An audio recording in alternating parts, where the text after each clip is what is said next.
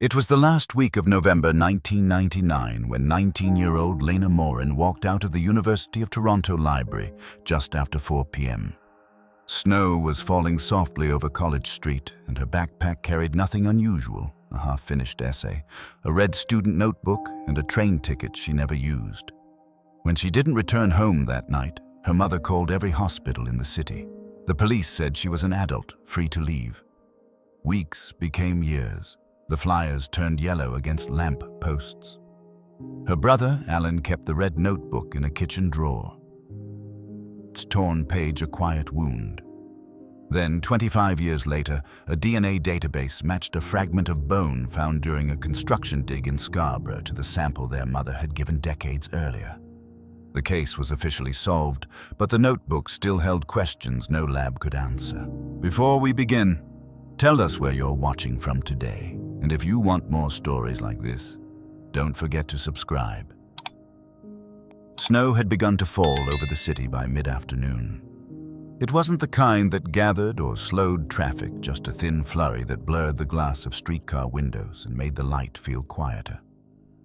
Lena Morin zipped her jacket, slung her canvas backpack across her shoulder, and stepped out from the University of Toronto's Robarts Library at exactly 4 p.m.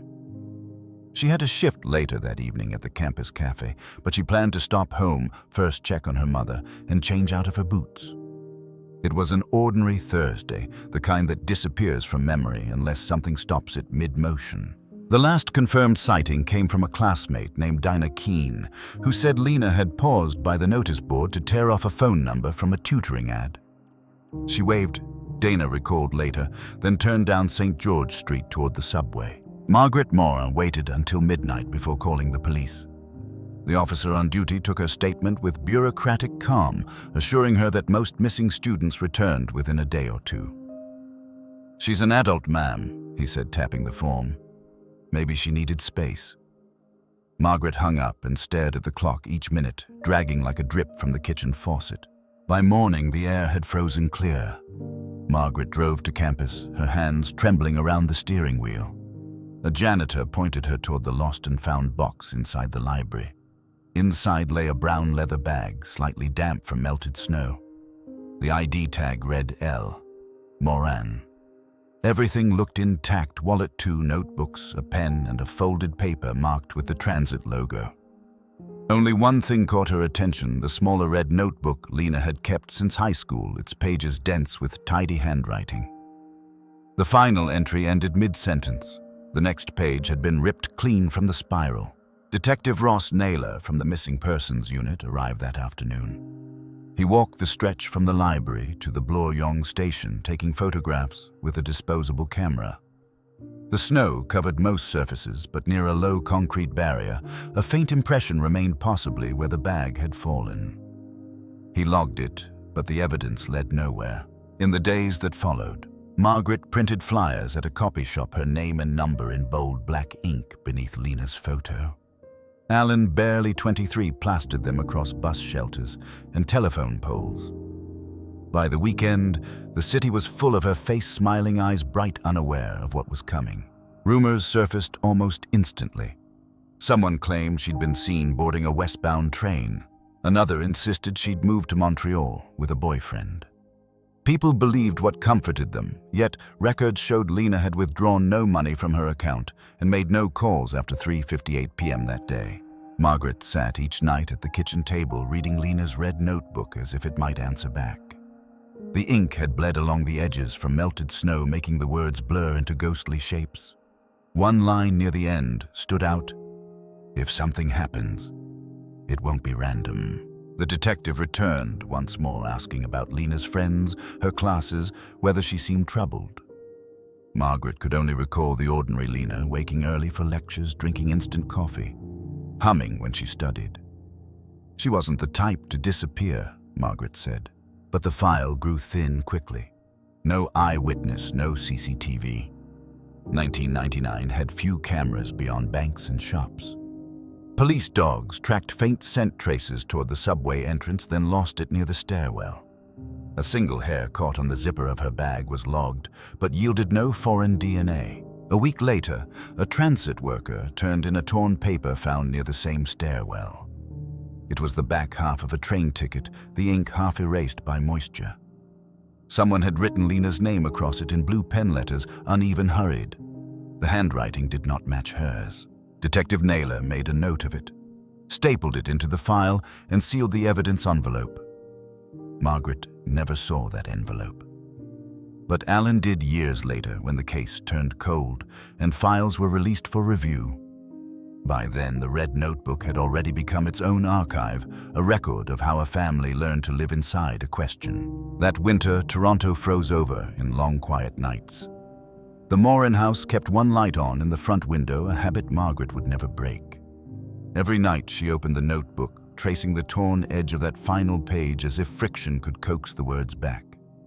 Outside, streetcars hissed through slush, and the city moved on unbothered by what it had misplaced. Her red notebook lay open, its last page torn clean away. The week after Lena's disappearance stretched like fog, thin, formless, impossible to grasp. Posters hung crooked on bus stops, edges curling in the damp. Alan walked every block between the library and the station, marking intersections with small red dots on a photocopied map. He carried Lena's photo in his coat pocket and showed it to clerks, drivers, and students who might have seen her. They all shook their heads. Margaret sat by the kitchen window each morning, the red notebook open beside her coffee mug. She turned its pages until the ink stains repeated, until the missing sheet mocked her with its blank silence. Every night, she called the detective's line, and every night the answer was the same: no updates. By the second week, the tabloids had caught wind of the story. Campus romance gone wrong. One headline read, another suggested she'd joined a cult, vanishing into some rural commune north of Sudbury. The articles quoted anonymous sources, none of whom the family recognized. People believed the most dramatic version, but police logs indicated no evidence of travel, no activity on her student card, no ticket purchased under her name. Alan began compiling what the police had missed. In Lena's room, between books and folded sweaters, he found a stack of notes from her history seminar. The handwriting changed slightly near the end, slanted, hurried. In the margins, a name appeared several times: E. Callan. A tutor, maybe, or a researcher. Alan flipped through her planner. The same name appeared under a date circled in red, Deck 2, Meet EC Re paper. He took the notes to Detective Naylor, who promised to follow up. Weeks passed, and nothing came back. One evening, Alan stopped by the precinct and asked to see the file. The officer at the desk glanced at the log and frowned. "It's still open," he said, though his tone betrayed indifference. That night, Margaret gathered the flyers still left on the counter. "They say she's just gone," she whispered, as if that's something people do. She pressed her hand to the red notebook. The paper smelled faintly of dust and toner. She slid it into a drawer by the stove, the place she kept things she couldn't throw away. The winter deepened. Ice lined the eaves of their house like glass teeth. Alan took on extra shifts at his job, partly to keep moving, partly to fund new printings of the flyers. He went to the university himself, asking about E. Callan. A secretary checked the directory. "We had a teaching assistant by that name," she said, "but he's no longer here. Left early last semester. No forwarding address." Alan noted the detail, wrote it on a scrap of paper, and tucked it into the red notebook when he got home. Margaret asked what it meant. He told her nothing yet. Forensic technicians reviewed the bag once more. Fibers from a gray wool coat, possibly Lena's own, were consistent with known samples. No foreign prints. A faint trace of oil residue on the zipper suggested contact with machinery or subway rail grease. Nothing conclusive, but enough to keep hope alive. By February, the flyers were brittle with cold. One tore loose and drifted into slush outside the Bloor-Yonge station. A maintenance worker swept it into a bin and forgot it. Alan kept chasing the smallest lad. At one point, a student emailed him claiming to have seen Lena on a streetcar weeks before Christmas, reading something red. The witness couldn't recall where she got off. Alan tried to match transit routes, but there were too many. He circled the word red in his notes, Uncertain why it felt important, Margaret wrote letters to talk shows, missing person forums, and even a psychic hotline. Each reply promised clarity, yet none matched the facts. The detective advised her to stop, said she was polluting the timeline. She stopped calling after that. On the 75th day, Alan opened the red notebook again. On the inside back cover, written in faint pencil, was a line he hadn't noticed before. Meet at the platform first, not the cafe. There was no date, no signature. He turned the book upside down under the lamp, hoping for an imprint of the missing page. Nothing. When he closed it, a scrap of paper fell out, half of a train ticket, the other half torn clean away. On its back, someone had scrawled Lena's name in blue ink. The handwriting wasn't hers. He compared it against old birthday cards, against her notes. The loops and slant were wrong. He brought it to the police again. The officer logged it as supplemental evidence and filed it in the same manila folder as the bag. Margaret didn't ask what he'd found. She simply looked at him and said she wouldn't write her own name like that. The snow eased by early March. Meltwater ran through the gutters, carrying old flyers and cigarette ash down the drains. Spring came without relief. The investigation slowed to silence, but the red notebook stayed where it was waiting in the drawer, its pages softening, its meaning thickening with every year it survived. Someone had written Lena's name on the back of a train ticket. By early summer, the Morin house had grown quiet enough that sound itself felt intrusive. The phone no longer rang. Neighbors had stopped dropping off casseroles. Margaret cleaned the kitchen twice a day just to fill the silence. Alan spent his nights at the desk in Lena's room, the red notebook open beside an ashtray, every page annotated in pencil with new theories. The handwriting he'd found the name E. Callan had become a fixation. He started with the university's faculty list, printing every name from the Department of History. The name didn't appear. Then he combed through archived course syllabi at the campus library, searching the small print where teaching assistants were credited. There it was. Callan E., listed for the fall term of 1999. A course on migration history. Alan showed it to Detective Naylor the next morning. The detective glanced at the printout, nodded once, and said he'd pass it along. But when Alan asked again 2 weeks later, the record had been moved to inactive. Naylor looked tired, maybe sorry, maybe not. He left the country, he said. Flight to Geneva, December 3rd. Nothing suspicious, just timing. Alan pressed. The day after Lena vanished. Coincidence, maybe, Naylor said, closing the folder. There's no cause to issue a warrant. Forensic technicians had nothing new. The half ticket revealed no fingerprints beyond Alan's and his mother's. Ink analysis was inconclusive. The only note on the file was the color of the paper stock commuter grade issued at the Bloor-Yonge terminal. Still, Alan couldn't shake the image of someone writing her name, folding the ticket, and leaving it where it would be found. He began keeping his own logbook dates, rumors, partial addresses. At night, he scoured early internet boards about missing persons. Once on a site hosted in Europe, he found a post titled Toronto 99, Callan. It was deleted the next day. Margaret avoided the topic now. She'd accepted that official help had run dry, but she couldn't bear to see her son drowning in the void it left. You have to live too, Alan, she said. Don't let her take you under. Still, each time he walked past the drawer, he opened it just to check the notebook was still there, as though it might vanish next. Late that summer, Alan decided to go straight to the university's records office. He asked to view employment files from the late 90s. The clerk frowned, said older paper records were being digitized. After some waiting, she brought out a single manila folder labeled Colin Elliott.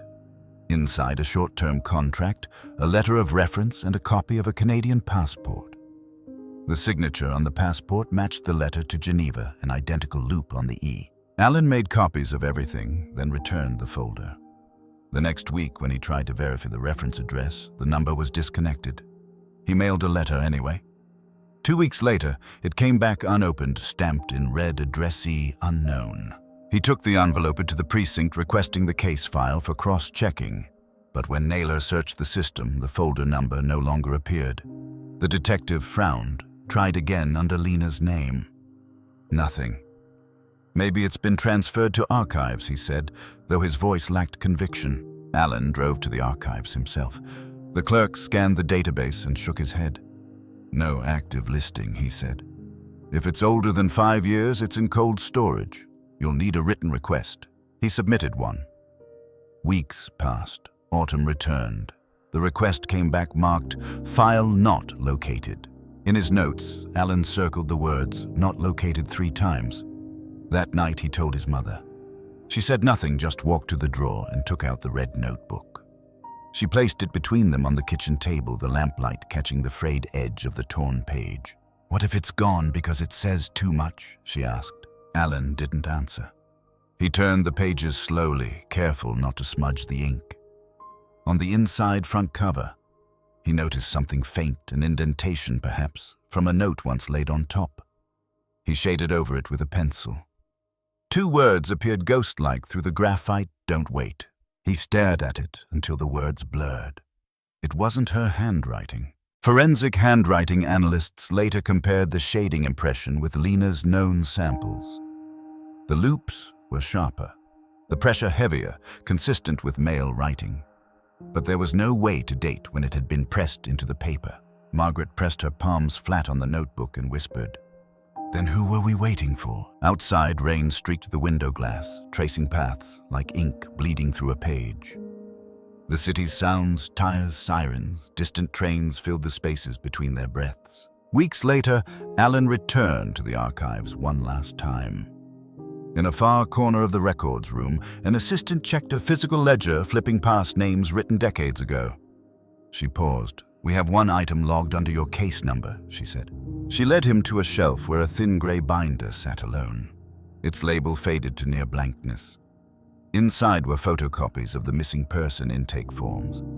Every page was intact except the final summary sheet torn neatly from the staple. Alan ran his thumb along the exposed edge. Paper fibers curled upward, freshly cut. Someone had removed it recently. When he asked who had access to the cold files, the clerk hesitated.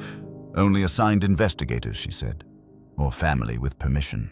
He nodded, closed the binder, and left without speaking. At home, Margaret was asleep in her chair, the notebook resting on her lap. He turned off the light and looked back once before heading to bed. The police file had vanished from the central archive room. 5 years passed before anything surfaced again. Toronto changed around them, new towers, new bus routes, an entirely different skyline, but inside the Moran house, time hung motionless. Margaret still kept Lena's room exactly as it had been, textbooks stacked on the desk, a winter coat folded on the chair, and the red notebook in the drawer by the stove. Alan had moved to a small apartment downtown, though he came every Sunday for dinner. They no longer spoke of the search, but the silence between them was its own kind of conversation. In 2004, Margaret joined a local support group for families of missing persons. The meetings were held in a church basement on St. Clair Avenue, chairs arranged in a circle.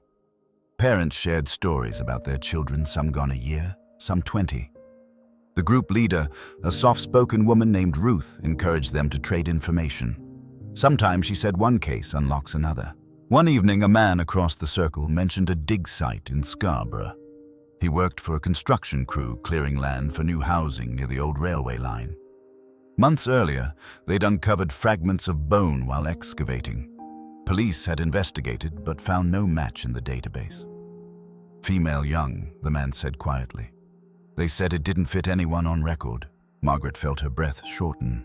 She asked where. He gave the intersection. Alan checked later that night. It was less than 10 kilometers from where Lena's trail had gone cold. The next day, Margaret called the precinct. The officer who answered promised to look into it. Weeks passed. No call back. When she pressed again, the caseworker said the remains were unidentified, unrelated.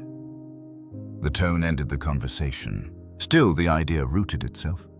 Alan requested a copy of the coroner's report through a friend who worked at City Hall. It arrived a month later, 2 thin pages, typewritten, clinical. "Incomplete remains," it said. "Right tibia and femoral fragment. Possible female age range 17 to 23. Cause of death indeterminate." The final line read, No DNA match at time of testing. Alan read it 3 times, then slid it into the red notebook. He couldn't bring himself to tell his mother right away. That winter, Margaret clipped a newspaper article about the dig, just a small mention in the Toronto Star, and folded it neatly into the notebook beside Lena's handwriting. "So she'll know," she whispered. "She'll know we're still looking." The years that followed were neither healing nor tragic, just steady erosion. Alan took contract work in IT. Margaret grew older, quieter. Each birthday she lit a candle by the window, said Lena's name aloud, then blew it out. The forensic unit that had handled the bones disbanded in 2006. The evidence was transferred to a regional lab. Its label faded and misspelled Morin L instead of Morin. When Alan discovered the clerical error years later through a records request, the file had already been boxed for long-term storage. He wrote correct spelling in red marker across the copy and mailed it back, unsure if anyone would read it. Some nights, Margaret dreamed of voices on the phone. Lena's voice faint, saying she was fine. She'd wake up and listen for footsteps on the porch. Each time, the house stayed still. By 2008, the support group had dwindled. Ruth sent Christmas cards with short notes. "Thinking of you and Lena." Margaret never replied, but she kept them all inside the notebook's back cover. One spring afternoon, Alan came to visit and found his mother staring at a pile of envelopes spread across the table. "They're changing the postal routes," she said absently. "Sometimes letters get lost for years." He didn't answer. She was holding a worn newspaper clipping, the same one about the Scarborough dig. The edges had darkened where her fingers touched it too often. "I think she's out there," Margaret said, tapping the headline. "Maybe not gone, just waiting for someone to find her." Alan wanted to believe her, but the report still echoed in his head, no match. He told himself the science was final, but something about that torn red page kept him from closing the drawer for good. Later that week, he stopped by the old excavation site. The new subdivision stood finished, identical houses lined along fresh pavement. But near the back, behind a fence, the ground dipped slightly where the soil had once been dug up. In the late sunlight, it shimmered faintly as if the earth still remembered being opened. He crouched there a long time, the hum of traffic distant, a single flyer corner still buried in the dirt. When he brushed the soil away, a sliver of faded paper emerged, a torn piece weathered and brittle. The color was almost gone, but a streak of dull red remained across its surface. He lifted it carefully, not sure whether it was a trick of rust or ink. But the texture was right thin fibrous, like notebook paper. He slipped it into a plastic sleeve and carried it home. That night, under the kitchen light, Margaret compared it against the notebook. The tear aligned perfectly with the missing page. Neither of them spoke. The city outside seemed to fall away, leaving only the hum of the refrigerator and the faint flutter of paper between their hands. A scrap of red paper surfaced from the excavated soil. By 2009, the world had moved online, but the Morins still lived half in paper. Alan, now 33, worked freelance in web development. Nights were long, quiet, and mostly sleepless. The red notebook sat beside his keyboard like a relic from a life that refused to digitize. When social networks began spreading stories of missing persons reappearing after decades, he decided to build something different, an archive that wouldn't forget. He registered a domain, Findlena.ca. The homepage showed her graduation photo, and beneath it a scanned page from the red notebook, edges curled, handwriting fading. He added a form for anonymous tips and an email address. Within days, messages arrived, condolences, guesses, cruel jokes. Most were noise, but one stood out. It came from an address with no name, northcabbage@protonmail.com. The subject line read, "She visited the apartment once." The message contained a single sentence. She went to see him about the story she wrote. Alan read it again and again. The wording was odd past tense final. He replied immediately, but the account bounced back as inactive. He saved a screenshot, printed it, and slipped it between the notebook's pages. Cabbagetown. The name clawed at him. The old row houses there, the back alleys, the proximity to the university, it all fit too neatly. He cross-checked old tenancy records from 1999. One building on Amelia Street had a short-term rental registered to E. Callan when he drove by. The block had changed. The house was boarded up, gray paint peeling from the door. A realtor's sign hung lopsided in the yard. He peered through the front window. Dust motes hung in the air like slow snow. Alan contacted Detective Naylor again, now retired, but reachable through a mutual acquaintance. The detective agreed to meet for coffee. His hair was thinner, his voice slower. That apartment was searched, he said. Nothing there. Alan slid a photo of the realtor sign across the table. Then why is it still empty? Naylor didn't answer. He stirred his coffee eyes distant. You want advice and learn when to stop. The past doesn't owe us explanations. Alan stood to leave the notebook under his arm. He didn't stop. That winter, he returned to the house alone. Snow creaked underfoot as he stepped onto the porch. The door's lock was rusted, the window latch loose. Inside, the air smelled of wood rot and paper. Dust lined the floor in soft dunes. He moved carefully, snapping photos with his phone. The walls bore faint outlines where pictures once hung. In a back room, he found something small, a glass ashtray half filled with dried wax. Embedded in the wax was a fountain pen cap, the metal band engraved with faint initials, EC. He pocketed it, unsure whether to feel vindicated or terrified. Later, a forensic contact from a private lab agreed to run a basic test. The cap yielded partial DNA male but degraded. Not enough for database comparison. Still, the report noted trace cellulose residue consistent with paper binding fibers. Alan imagined Lena standing in that room, notebook in hand, discussing her essay with someone who'd already decided how her story would end. He published the findings on findlena.ca alongside a map in the scanned lab note. The post gained traction, shared hundreds of times before fading back into obscurity. But it brought a trickle of new messages, some helpful, most speculative. One anonymous reply included a still image from a VHS recording, a stairwell, dimly lit, time-stamped Deck 2, 1999, 4:03 p.m. The source claimed it came from an old security tape recovered from a property storage auction. The image was grainy, but a figure descended the stairs, short dark coat scarf, same height and posture as Lena. Alan froze the frame. Behind her, near the landing, another shape appeared, tall, indistinct, watching. He sent the image to the police. They confirmed the timestamp matched the subway's internal clock system, but couldn't authenticate the origin. The footage, they said, had likely degraded beyond forensic use. Still, Alan printed the frame and pinned it above his desk. He wrote beneath it, 4 p.m., the last image. Each night, he sat in the glow of the monitor, reading messages from strangers who swore they saw Lena on trains at bus stops in dreams. He didn't believe them, but he read them anyway. Margaret grew frailer that year. Her memory slipped in and out of coherence. Some nights she called Alan by his father's name. Other nights she woke crying, saying she'd heard Lena at the door. He'd find her in the kitchen holding the red notebook like a Bible. "She's coming back," she'd whisper. Alan didn't correct her. He only nodded, the old grief looping like static. One night, after putting her to bed, he returned to his desk. The image from the stairwell glowed faintly on screen. The figure behind Lena looked clearer now, though he knew it was just digital noise. Still, the outline had presence, a man standing half in shadow, turned toward her. At the bottom of the frame, the timestamp flickered once before freezing completely, 4 p.m. In one frame, a shadow crossed the stairwell at 4 p.m. By the spring of 2012, the years had worn Margaret down to something translucent. She rarely left the house. Her world reduced to the kitchen window, a shortwave radio, and the red notebook she kept by her tea mug. Her memory moved in fragments, days blended together, months blurred. Sometimes she spoke to Lena as though she were still a student running late for class. Alan never corrected her. In early May, Margaret collapsed in the garden. The diagnosis came quietly: heart failure, progressive and irreversible.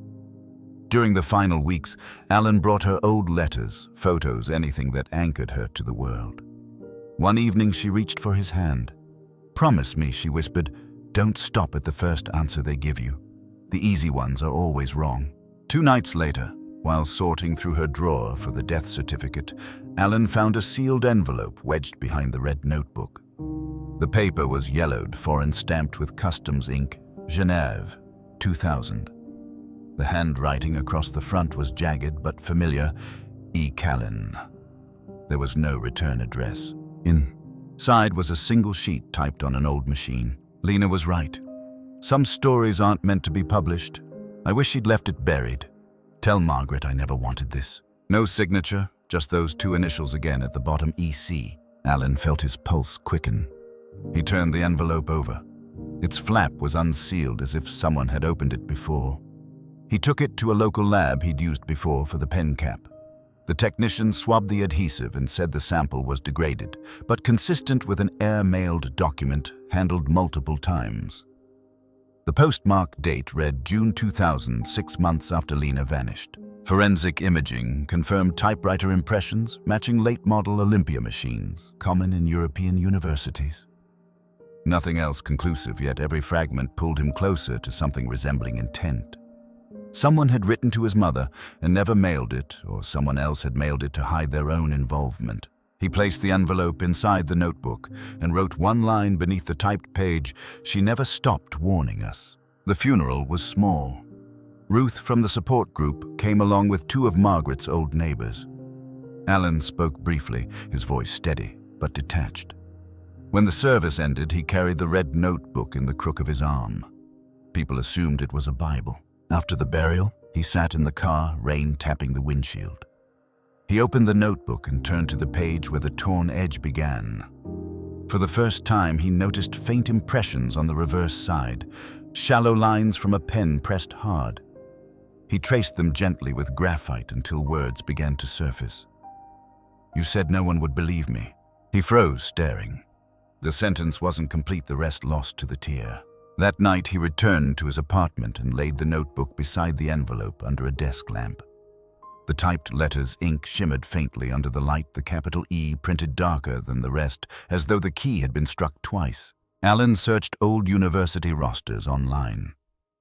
Geneva had listed an Elliot Callan, visiting researcher from Toronto, 1999-2000, field North American migration and oral history. There was a faculty photo, grainy scanned from a newsletter. The man's face was unremarkable, wire-rimmed glasses, thinning hair, the neutral half-smile of someone used to being overlooked. He printed it, tacked it to the wall beside Lena's photo, and sat there in the dim light until dawn. For days he debated contacting the university, but each time he dialed, he hesitated. What if this man was already gone? What if, worse, he was never real? 2 weeks later, a reply came from Geneva. The department chair wrote back politely, "There are no employment records for any researcher by that name. Our archives show no visiting scholar from Toronto in 1999. Alan reread the email twice. Either the records had been purged or the name had never existed beyond paper. He poured himself a drink, then another, until the letters on the screen blurred into meaningless shapes. Near midnight, he took the red notebook, the envelope, and the photograph and spread them across the kitchen table. The objects formed a triangle of silence past message proof. He took a breath and whispered into the still air. "Who are you?" Outside, rain turned to sleet, tapping the window in uneven bursts. The sound reminded him of a typewriter key striking metal. He stayed there until morning, half asleep, listening for answers in the rhythm. When the sun rose, he gathered the papers, sealed them in a plastic evidence bag, and labeled it with his own handwriting, Morin, Investigation, Personal Copy.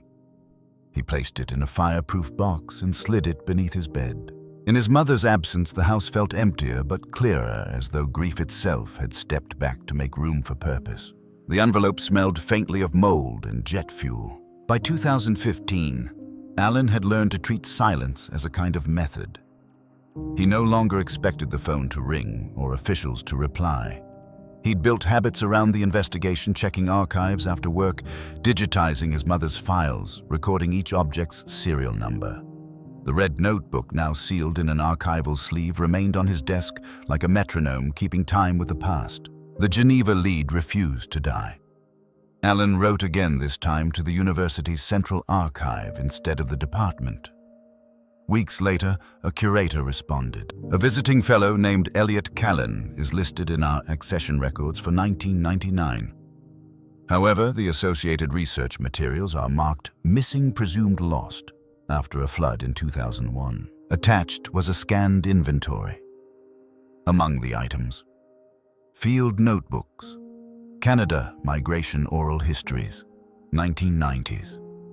Item 23. Red Student. Notebook. Unverified author.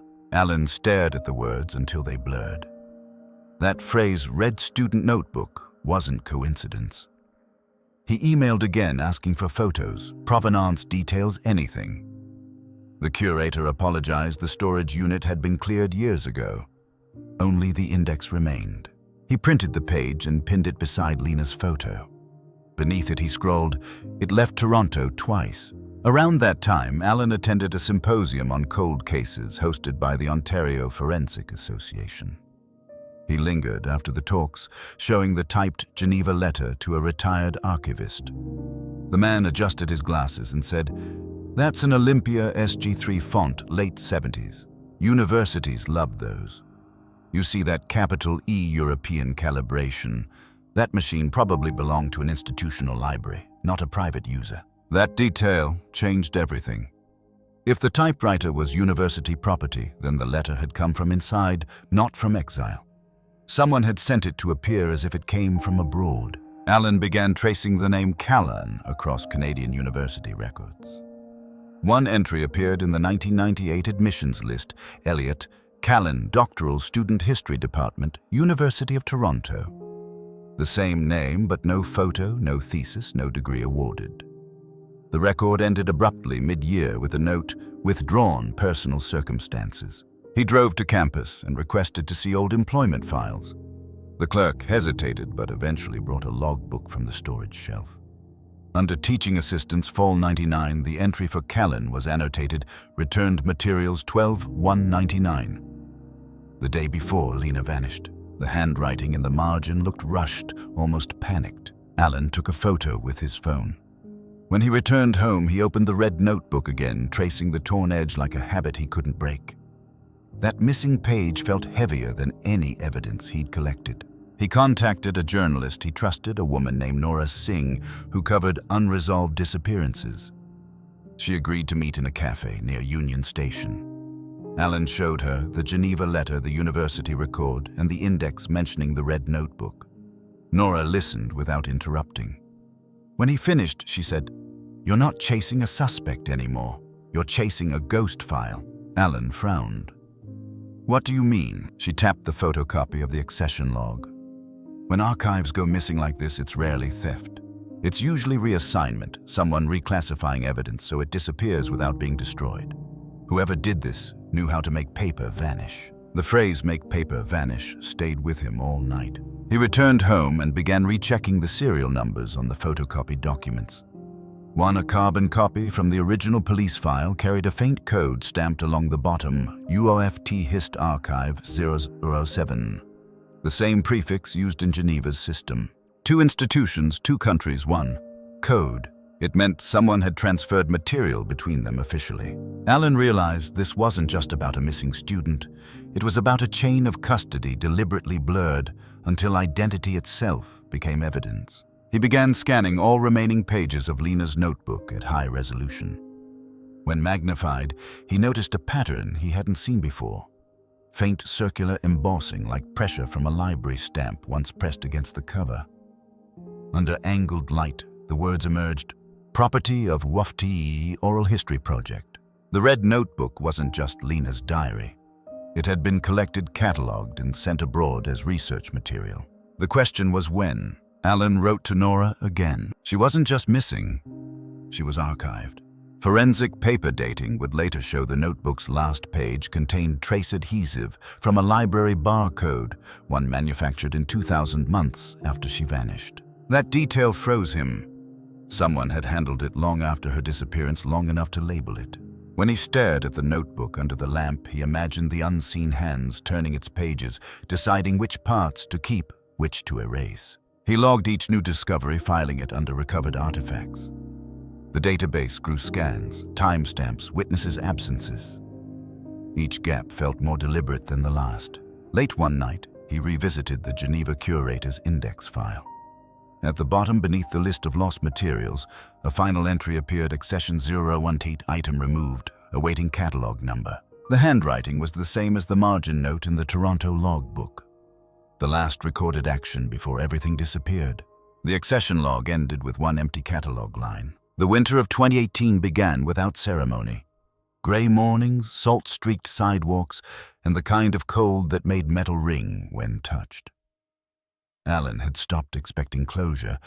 His search had become ritual more than pursuit, digitize, cross-reference, preserve. Then, in February, a thin white envelope arrived from the National DNA Program. He almost threw it out, assuming it was another request for consent renewal. Instead, when he slit it open, a single line of text stared back at him. Match confirmed, specimen 04 Scarborough, 1999, corresponds to maternal sample Moran M. Alan read it 3 times before setting it down. 25 years had reduced his sister to a statistical ratio 1.000 match. The remains from the construction dig had finally been identified. That evening he drove to the Scarborough lot, now an ordinary stretch of suburban homes. The streetlights hummed indifferent. He stood by the curb, imagining the soil beneath the buried silence, the notebook's torn edge that had once surfaced there. The police called 2 days later. A detective named Haley Cruz explained the process: how old cases were being reopened under the Cold Case Initiative, how stored DNA samples were retested with newer technology. "You should take comfort in the certainty," she said. Her voice was kind but mechanical, shaped by repetition. Alan thanked her, hung up, and stared at the red notebook lying on his desk. Certainty wasn't comfort. Certainty was weight. The next week he was invited to the identification review. The meeting took place in a sterile conference room at headquarters. On the table lay a plastic evidence bag containing the recovered fragment of bone labeled Exhibit U for 1999.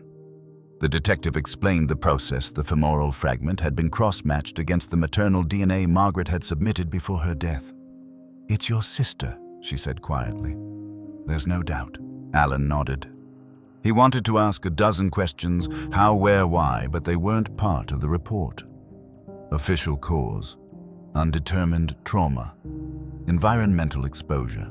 When the detective offered condolences, he asked to see the full file. She hesitated, then slid a folder across the table. Inside were black and white photos from the dig, time-stamped March 2004. One image showed a soil pit bordered by rebar stakes. Near the center lay a scrap of cloth, once red, now brown with age. Alan leaned closer. The weave pattern matched the notebook's cover. He asked if the cloth had been tested. The detective flipped through her notes. Not at the time. It was logged as textile debris, unverified. He requested access to the sample. She promised to check. That night, he added a new entry to his database: item 23, recovered textile fragment, Scarborough, 2004. Under remarks, he wrote, "Possible correlation to red notebook." A week later, he received an email from the forensic lab. The subject line read, "Mitochondrial correlation report." Attached was a single page. The fragment contained residual paper fiber mixed with polyester, consistent with binding cloth used in Canadian notebook production during the 1990s. DNA traces belonged to a female contributor, degraded but matching the same mitochondrial sequence as the bone. The evidence was circumstantial but undeniable. Lena's notebook, or part of it, had been buried with her. Alan stared at the screen until the words dimmed. Then he opened the notebook itself. For the first time, he noticed that the final surviving page bore faint soil discoloration along the torn edge, like rusted fingerprints of the ground that had once held it. He took a photograph, labeled it "Comparative Soil Transfer," and uploaded it to the case file. The act didn't feel like victory, it felt like confession. When the news broke publicly 2 days later, headlines framed it neatly. "Cold case solved after 25 years. DNA links remains to missing Toronto student." Journalists called asking for quotes. Alan gave none. He watched the coverage unfold from his apartment, the same footage looping a smiling girl in a graduation photo, snow falling behind her. They called it closure. They never mentioned the notebook, Nora. The journalist reached out again. "They're saying solved," she said, "but nothing about cause." "You think they're hiding something?" Alan told her he didn't know. What he didn't say was that the evidence folder's chain of custody list ended abruptly in 2005, 1 year after the dig. Somewhere between the excavation and the cold storage, several items had been relabeled, including the textile fragment. That night, he reread the Geneva letter. Some stories aren't meant to be published. He wondered if the writer had meant this story one of archival disappearance disguised as discovery. He walked to the window. Outside, the city lights glowed soft through the frost. 25 winters had passed, each one erasing another detail until truth itself became just another redacted file. He placed the notebook in a clear plastic evidence sleeve and sealed it with tape. On the label, he wrote, "Recovered personal item subject, L. Moran. Status returned to family, 2018. Then, for the first time, he called it by what it had become, an exhibit. Later that week, he met Nora again. They sat in her parked car outside police headquarters. Alan handed her a flash drive containing his records, letters, scans, forensic reports. "If they close the case," he said, "make sure the real story doesn't." Nora nodded, eyes reflecting the dashboard light. "I will," she said. "But are you sure you're done?" He looked down at the notebook resting in his lap. Under UV light, faint ink had re-emerged on the last page, words he'd never noticed before. The letters were shaky, written with a dying pen, home.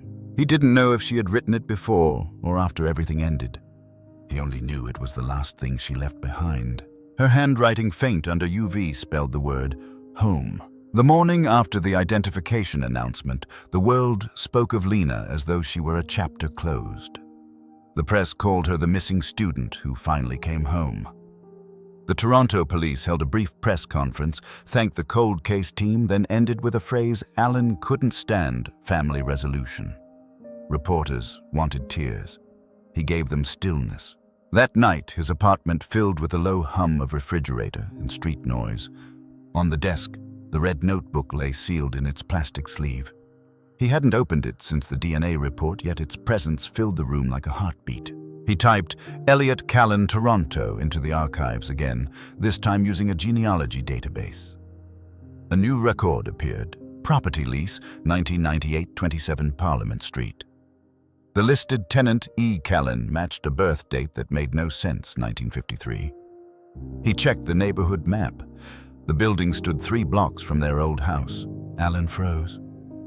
"He lived near us," he whispered. The next day, he drove to Parliament Street. The building was gone, replaced by a glass condominium, but the street numbers continued the sequence. He found the spot where 27 once stood, a narrow service alley, still bearing an old brick wall from the original structure. Embedded in the mortar were faint screw marks where a mailbox might have hung. He photographed everything, noting GPS coordinates. Back home, he cross-referenced the address with city archives. Property records showed the lease was transferred in December 1999, 2 days after Lena disappeared. The signature on the transfer matched the Geneva letter's typed initials traced over in pen. He stared at the scan until his hands shook. It wasn't coincidence. Whoever Callan was, he hadn't fled. He had been here all along. Alan printed the documents and carried them to the police. Detective Cruz listened patiently, nodding at intervals. When he finished, she said, "Mr. Moran, the case has been ruled closed. We can't reopen it without new physical evidence or a living suspect." He laid the signature in front of her. "Then test this. It's ink on paper. That's physical." She sighed, professional but weary. Chain of custody would never hold. The material wasn't collected by police. "It's your private property. So was my sister." Cruz hesitated, then said quietly, "I'll see what I can do." Weeks passed. No call came. Alan continued digging. He learned that Elliot Callan wasn't a common name in Canadian census records until the early 1980s. Before that, nothing.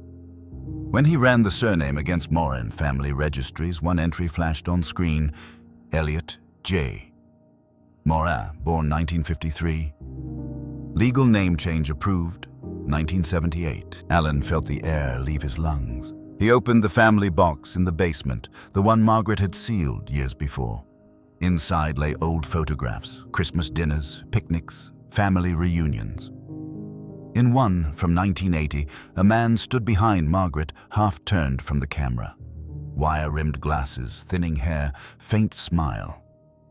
On the back, in Lena's childish handwriting, someone had written, "Uncle Eli." The realization came like a slow collapse. The mysterious teaching assistant, the Geneva letter, the missing file, they all pointed inward. He wasn't an outsider. He was blood. Alan pored through records until dawn, tracing Uncle Eli's immigration papers, discovering that he'd moved abroad in 1980 after a bitter inheritance dispute with Alan's father. When he returned under a new name, no one noticed. Margaret had known, but she'd buried it literally and figuratively. He searched the university archives again. Among scanned employment contracts, he found an internal memo dated November 30th, 1999. Tai. Cullen reassigned to assist undergraduate research on local oral histories. Access granted to student field journals, pending approval. There was no approval signature. Alan's reflection stared back at him from the monitor, pale in the glow. He opened the notebook again, staring at the soil-stained edge. Beneath the UV ink spelling home, another faint impression appeared, barely visible, a number 27. The same as the Parliament Street address. He sat in silence until sunrise. The city outside was waking indifferent to what he had uncovered. Later that week, Detective Cruz called. "We tested the signature," she said. "The ink composition predates 2000. It matches a sample from a seized document belonging to a deceased subject. Elliot Morin died in 2003. Alan closed his eyes. "How?" "Car accident. Rural Quebec. No surviving relatives listed." The line went quiet. The official statement came 2 days later. "No foul play determined. Death of secondary subject predates identification of victim." The file was now solved and concluded. Alan read the release online. It ended with the same phrase as before, family resolution. But what did resolution mean when the circle turned inward? His family had folded into itself, erasing names until guilt became paperwork.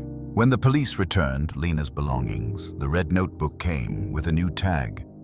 Exhibit 17, recovered personal effect. The number, official and impersonal, stared at him through the plastic window of the bag. He placed it on the shelf next to Margaret's urn, beneath a framed photo of Lena smiling in the sunlight outside the library. For a long moment, he listened to the refrigerator hum again, that same sound from the night the news broke. Then he whispered, "It's done, though." He didn't believe it. Outside, snow fell slow and quiet, covering the city in blankness. The red notebook was now tagged as Exhibit 17. Alan no longer counted the years by birthdays or anniversaries. He counted them by discoveries that changed nothing. 2019 brought the illusion of closure. 2020 brought silence, and by 2021 he was just another relative in a police database, a name beside a solved case. Yet the file never left his mind. It lingered in him the way cold lingers in the body after a storm, not visible but always present. That autumn, a message from Detective Cruz appeared in his inbox. "We've reopened the secondary property search on Parliament Street. You might want to see this." Attached were 2 photos, a typewritten page, and a rusted key.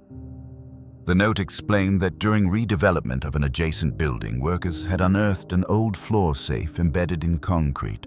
The serial number matched a property record belonging to E. Callan, 1999. Inside were papers too damp to unfold, and a single typewriter, an Olympia SG3. Alan stared at the photo. The same model that had produced the Geneva letter. Cruz called later that day. "We can't verify ownership," she said, "but we did find partial fingerprints on the typewriter carriage. The primary print matches your sister. The secondary matches the one from the envelope you submitted years ago." Alan gripped the phone. So she used it, maybe. Or maybe she was there when it was used. The forensics report landed a week later. The recovered paper fragments contained faint carbon impressions, a page of fiction written in short paragraphs about a girl who vanishes after discovering a family secret. Every few lines, the story's protagonist stopped writing and rewrote her own name in different forms. At the bottom of one fragment, typed faintly LM, was EC. The lab listed it as creative manuscript incomplete. Alan read the scanned fragment under lamplight, his pulse echoing in his ears. The phrasing was familiar. The same rhythm, the same word choices Lena used in essays he'd proofread years earlier.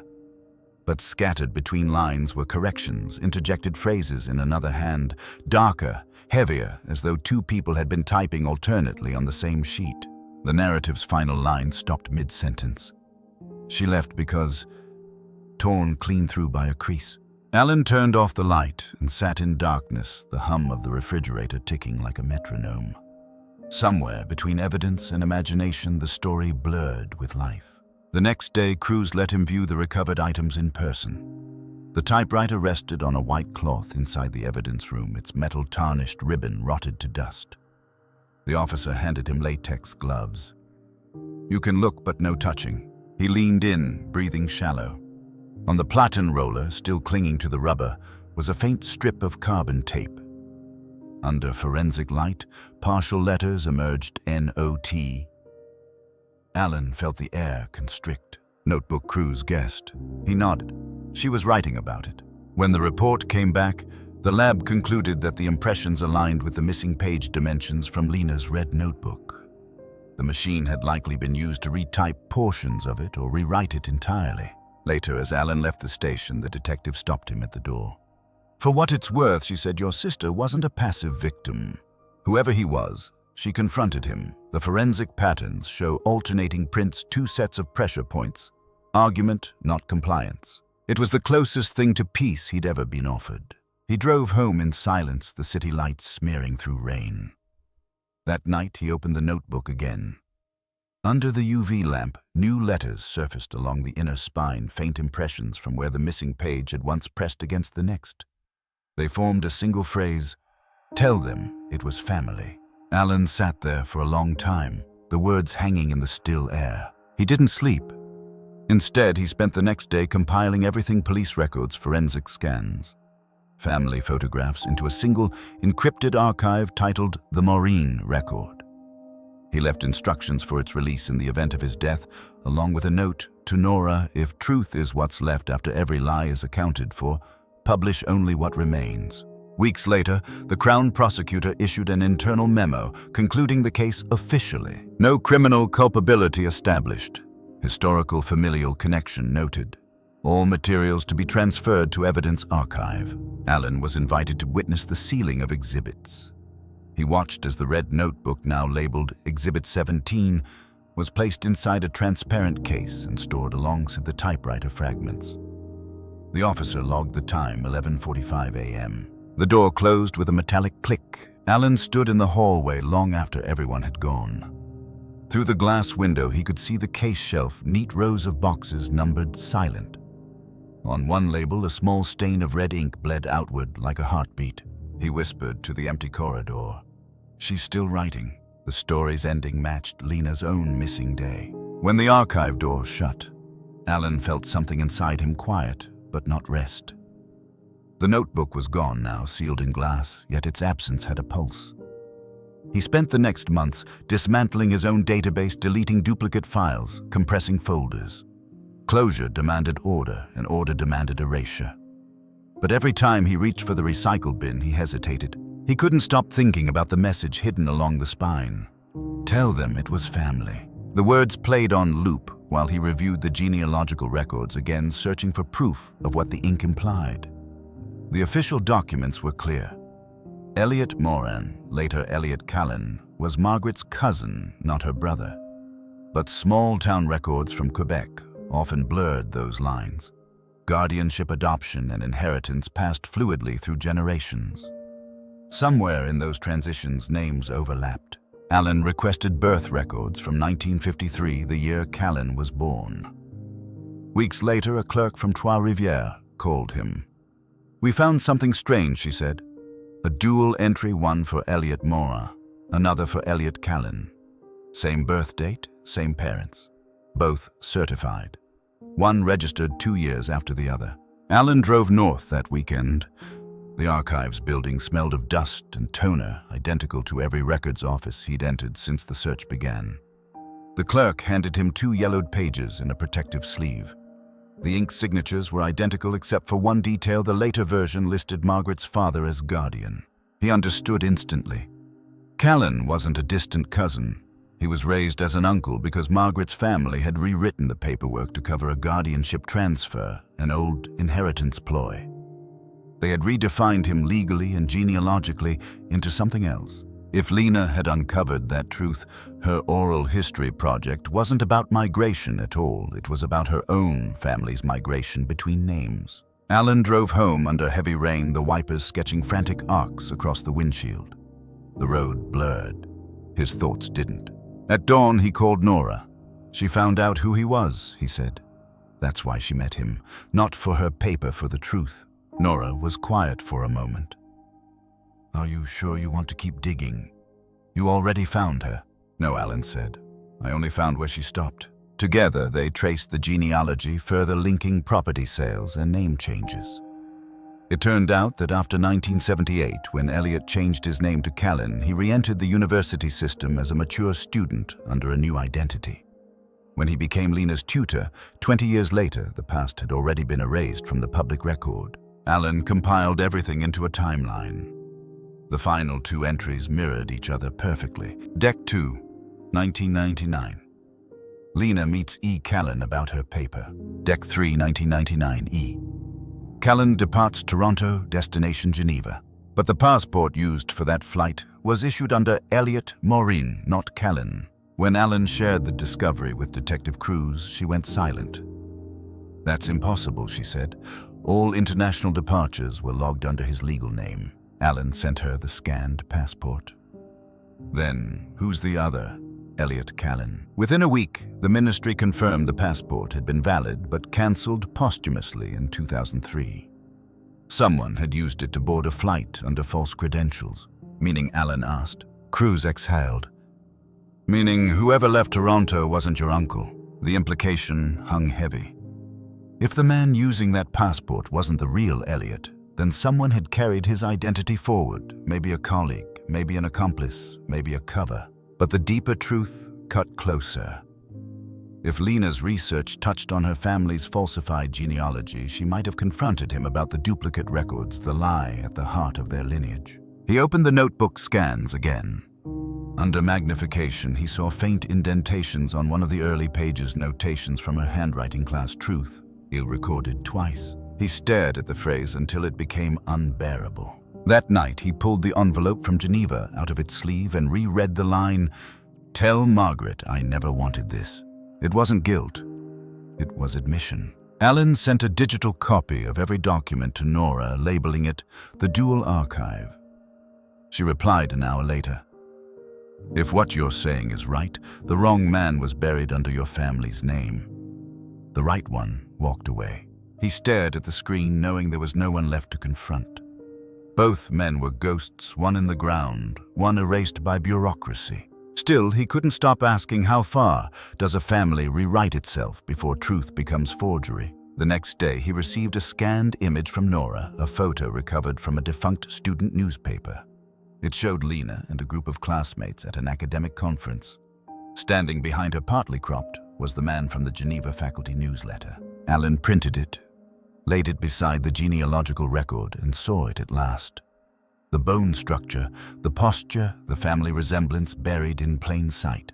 He whispered, she saw him for what he was. He turned the page of the notebook one final time, tracing the ghost impressions until they met the torn edge where her handwriting stopped and his began. The seam was physical, visible, undeniable. 2 hands, 1 book, 1 bloodline. The notebook's tear aligned with a missing page from his archive. The courtroom smelled faintly of varnish and paper. A dull hum filled the air, the shuffle of reporters. The soft tap of laptop keys, the murmur of lawyers, repeating the phrase historical closure. Alan sat in the second row, his palms pressed together, the red notebook resting on the table in front of him like a relic waiting for translation. The coroner summarized the final findings.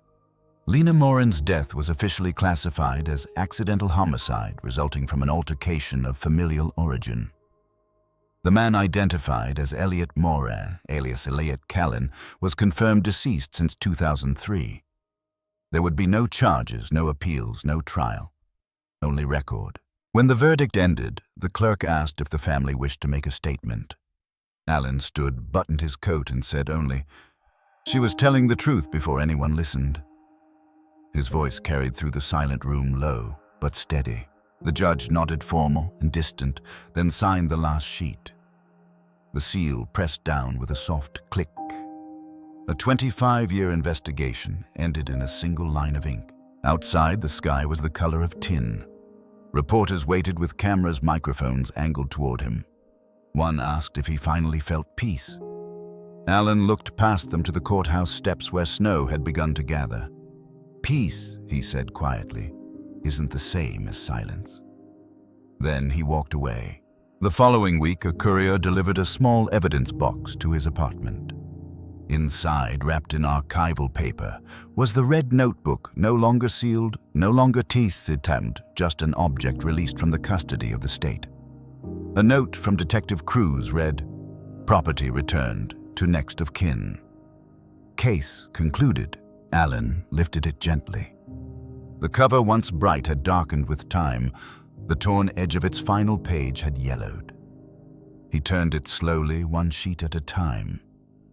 On the inside back cover, beneath faint impressions and stains, he found a line he'd never noticed before. Half-erased pencil marks scrawled sideways across the binding. "If they find this, they'll know it wasn't an accident." His throat tightened. For all the science, the testing, the cataloging, the truth had always been written here in graphite, soft enough to fade in a notebook, ordinary enough to ignore. He placed it on the shelf beside Margaret's urn, beside a framed photo of Lena in the library courtyard. The sunlight in the picture caught her hair at the same angle as that long-ago afternoon she vanished. Later that night, Alan opened his laptop and wrote the final entry in the morale record. They solved the case by naming the bones, but not the story. The story remains open alive in what they chose not to file. He saved the document, encrypted it, and uploaded it to a cloud archive titled Family Record, Restricted Access. Then he shut the computer and let the apartment darken. In the silence, he could almost hear the typewriter again, the soft strike of keys echoing across time, each letter a heartbeat trying to finish the sentence. At dawn, he walked to the window. Snow drifted across the street, covering footprints, softening edges. On the sill, the red notebook rested open to its last surviving page, the paper glowing faintly in the morning light. He reached out, traced the word, written there, the one she'd left behind. The red notebook waited its last word, still unread.